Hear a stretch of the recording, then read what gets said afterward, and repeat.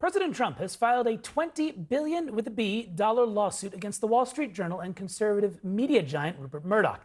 The president now accusing the newspaper of libel after it published a story about a birthday letter Trump allegedly wrote to Jeffrey Epstein back in 2003. Trump denies ever writing the letter, but a spokesperson for the Wall Street Journal's parent company, Dow Jones, released a statement saying, "We have full confidence in the rigor and accuracy of our reporting and will vigorously defend against any lawsuit." Joining us now is CNN's chief media analyst, Brian Stelter. Brian, thank you so much for getting up early after a long day of reporting yesterday. Just break it down for us. How significant is it to have a sitting president suing a news outlet over a story? I have never found an example like this. There are lots of examples of President Trump threatening to sue news outlets, and there are some examples of him actually filing suit as a private citizen. But this is the first time that as a sitting president, he's actually going into a legal war with a media outlet. And of course, given the recent settlements by Paramount and Meta and ABC and other companies, there's a lot of speculation about what Rupert Murdoch will do in this case. There's a lot of questions about whether Trump is just trying to shake down the Wall Street Journal or pressure the Journal in some other ways. So we will see over time if this is a genuine, legitimate lawsuit with a real chance of winning, or if it's more of a PR stunt. Because having covered Trump for years, I know that many of his lawsuits are in part publicity stunts in order to get attention. In this particular case, this is a defamation suit. And the first thing you learn in a media law class is that the bar for a public figure to prove defamation is set very high. It's way over my head. It's high on purpose because public figures, are out there in the public domain. And there's lots written about them, and that's the way that the Supreme Court believes it should work, as the precedent was set back in the 1960s. So speaking with First Amendment lawyers overnight, I have a sense from them they believe this suit is pretty weak. As one of them said to me, quote, "Just screwing up even badly is not enough for defamation.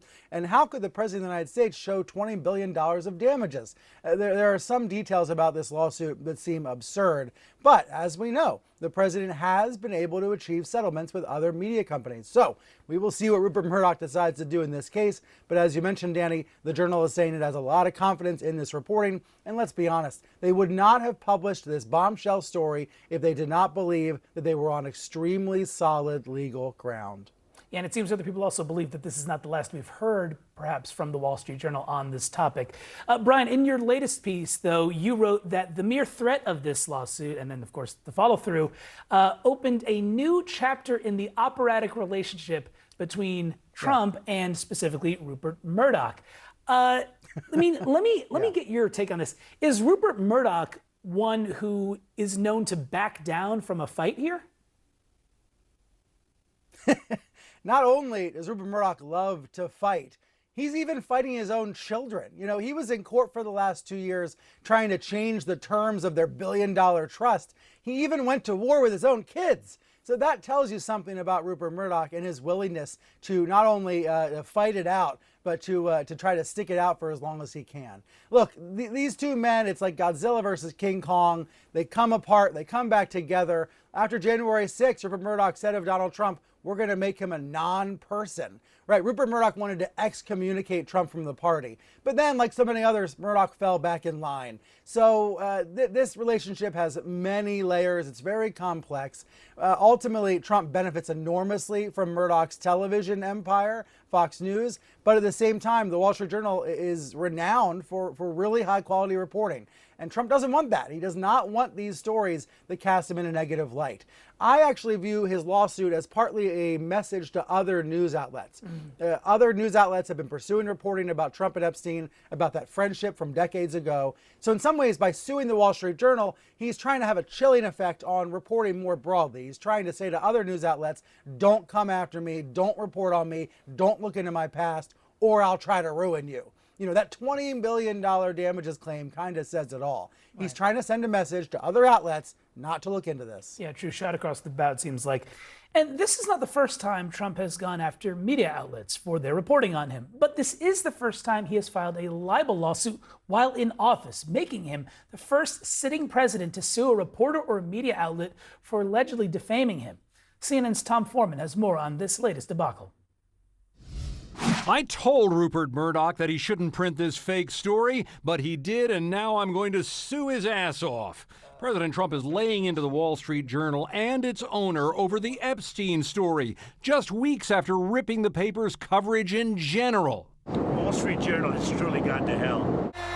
Throughout his second run and return to the White House, Trump has said plenty about the media.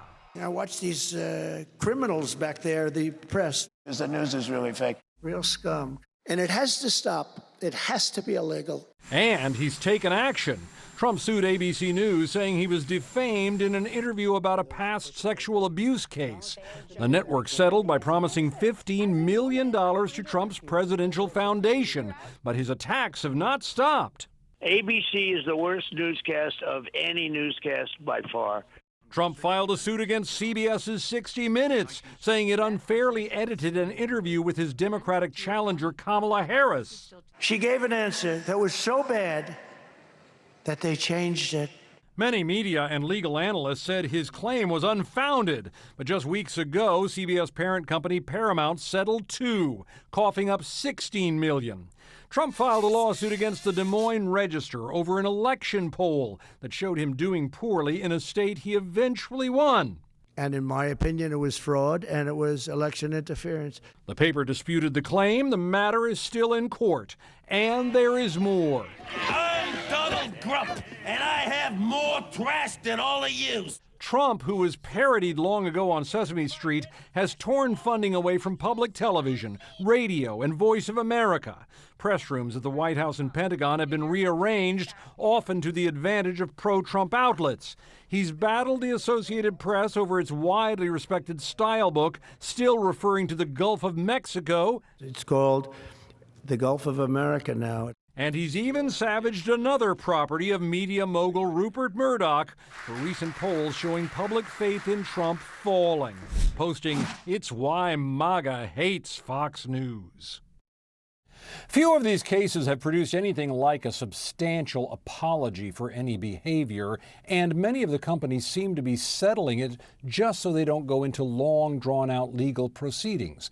Nonetheless, this has proven to be a winning political strategy for Donald Trump, even if he doesn't necessarily win in court. Tom Foreman, CNN, Washington. Tom Foreman, thank you very much. All right, with me now is Jake Traylor, former great campaign reporter, now White House reporter with Politico. Jake, good to see you this morning. Here's the interesting element that came at the latter part of this week, though, is there was this Wall Street Journal story, right? And Steve Bannon told CNN that the story really was able to put President Trump on offense when it comes to the larger Epstein saga. So I guess my question for you is, his view is that this Wall Street Journal story is uniting some of these fractured parts of the party. But what do you think? Can unity last if there is not something of substance released by the government? Yeah, it's a fair question. And it is odd, right, to assume that this, what the White House would call salacious Wall Street Journal article, would somehow unite the MAGA base. Like, why would what the White House is calling a defamatory story actually be helpful? The reason is because the uniqueness of the situation here is that we are seeing this MAGA rift really be created.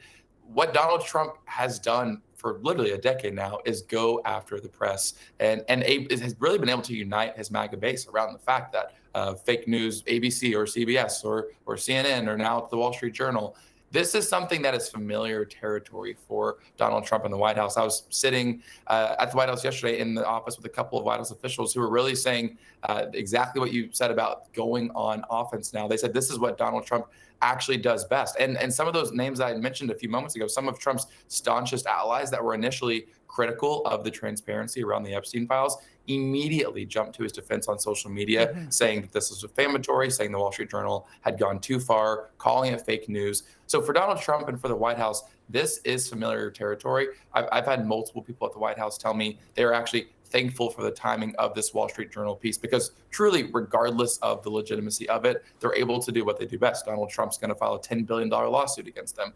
MAGA allies are going to come to the rescue, uniting again against this piece.